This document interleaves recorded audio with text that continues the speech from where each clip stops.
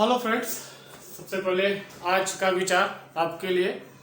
बुरा वक्त एक ऐसी तिजोरी है, बुरा वक्त एक ऐसी तिजोरी है जहां से सफलता के रास्ते खुलते हैं। बुरा वक्त ऐसा होता है कि उसी समय आदमी को सफलता के लिए अलग अलग रास्ते मिलते हैं। तो चलिए आज की वीडियो में हम स्टार्ट करने वाले हैं रेजिस्टेंस के बारे में। जनरली रेजिस्टेंस क्या है? तो resistance is a obstacle in the path of current flow. आपका जो रेजिस्टेंस है वो क्या होता है? जनरली एक रुकावट होता है किसके रास्ते में? जिसमें हम करंट फ्लो करते हैं। जैसे मान लीजिए आप एक पाइप है, इस तरीके से मान लीजिए आपका पाइप है जिसमें आप क्या फ्लो करा रहे हैं? वाटर। तो वाटर को रोकने के लिए क्या रहेगा? कुछ ना कुछ रुकावट रहता है। तो सेम ऐसे ही करंट फ्लो जहां पे होता है, करंट किसमें फ्लो होगा? तो जनरली कंडक्टर में जो आप केबल कंडक्टर लगाते हैं उसमें क्या होता है? करंट फ्लो होता है। तो करंट को जो फ्लो करने से, फ्लो होने से जो रोकता है वो क्या है? रेजिस्टेंस है। तो किसके ऊपर डिपेंड करता है resistance? Factors on which the resistance of a conductor depend.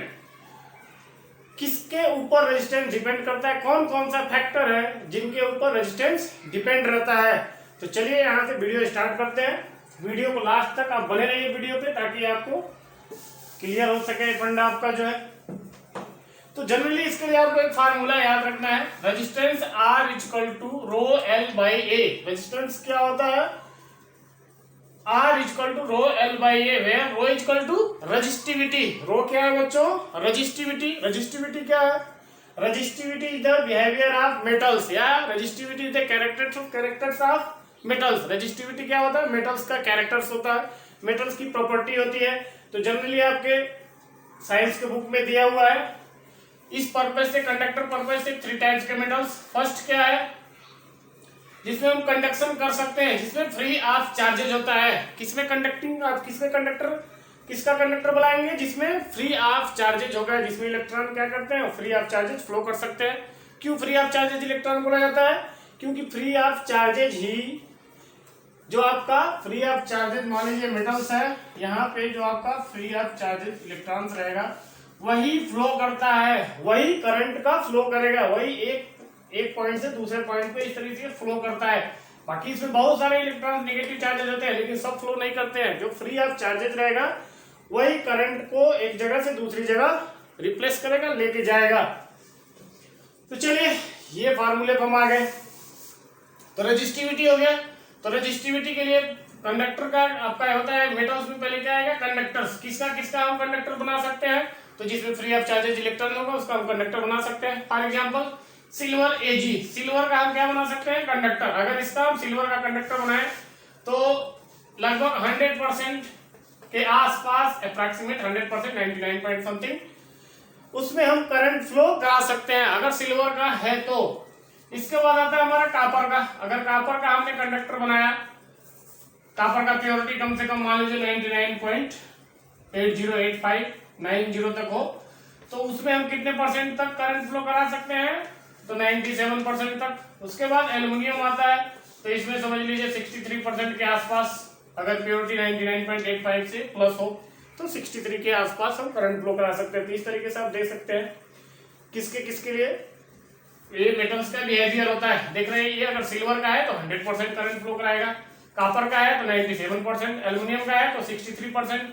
ऐसे ही एलाइन हो गया, जिसमें क्या हो? एल्युमिनियम के साथ कुछ और मिला हुआ हो, जैसे आयरन हो, कॉपर हो, या और भी अनदर इम्प्योरिटीज अगर इसके साथ मिला हुआ हो, सिलिकॉन मिला हो, Mg मिला हो, इस तरीके से अगर हम एलाइन का एलिमेंट हो तो उसमें हम 52% तक फ्लो करा सकते हैं। तो इस तरीके से मेटल्स का बिहेवियर है। उसके बाद आता है हमारा इंसुलेटर। इंसुलेटर्स क्या है? जिसमें करंट ही फ्लो ना हो, है ना। इंसुलेटर में क्या होगा? करंट ही फ्लो नहीं होगा। इंसुलेटर जैसे ग्लास है, रबर है, पेपर है, वुडन है, तो इसमें क्या होगा? आपका करंट फ्लो नहीं होगा।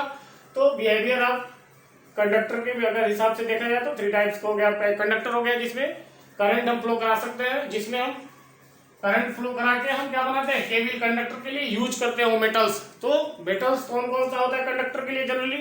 तो silver wire, copper wire, aluminium wire, alloy wire, इस तरीके का हम यूज करते हैं। इंसुलेटर किसके लिए होता है?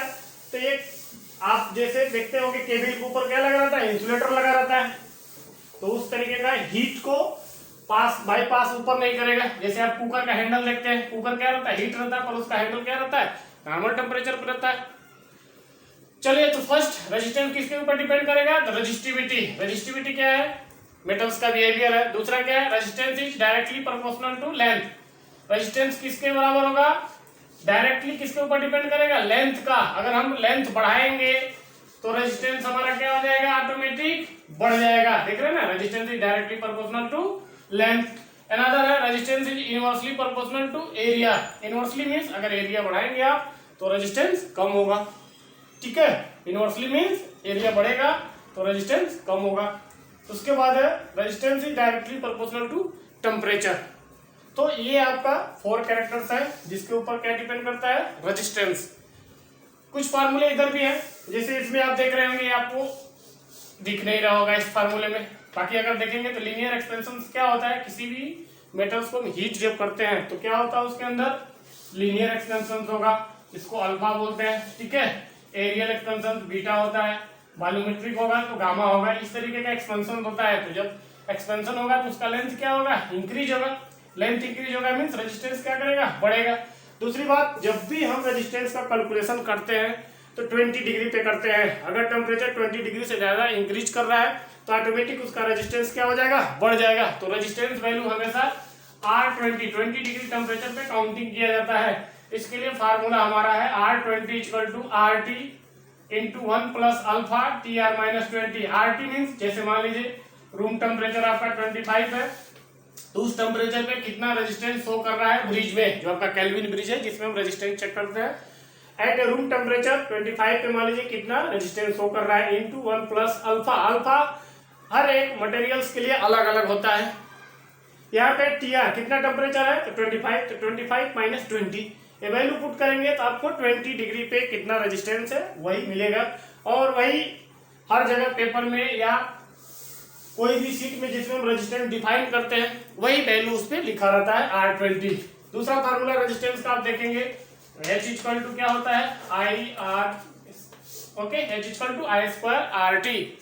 H मीन्स हीट, हीट क्या है, टेम्परेचर है।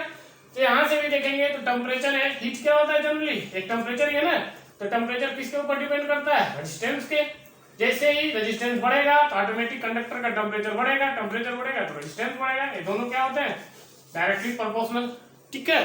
तो क्लियर हो गया, रेजिस्टेंस किसके ऊपर डिपेंड करेगा, तो रेजिस्टिविटी के ऊपर, लेंथ के ऊपर, इनवर्सली प्रोपोर्शनल टू एरिया, और resistance is directly proportional to temperature. Temperature अगर बढ़ता है तो रेजिस्टेंस ऑटोमेटिक क्या होता है, बढ़ता है।